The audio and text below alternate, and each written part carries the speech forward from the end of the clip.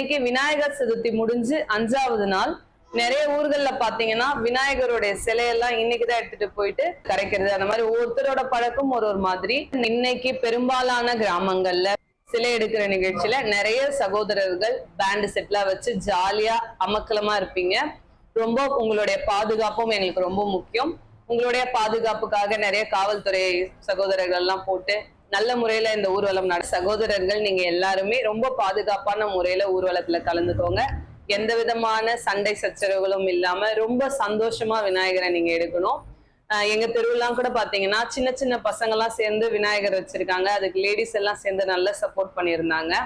ஆனா அந்த குழந்தைங்க 5 நாளும் பிள்ளையார் பக்கத்துலயே உட்காந்து ஜாலியா இருந்துட்டாங்க. இன்னைக்கு எடுக்கும் போது அவங்களுக்கு ரொம்ப வருத்தமா இருக்கும். அந்த மாதிரி நிறைய பேருக்கு வருத்தமா இருக்கும். இருந்தாலும் அது நம்மளுடைய நடைமுறை பழக்க வழக்கங்கள். அதனால நம்ம எடுத்துதான் ஆகணும்.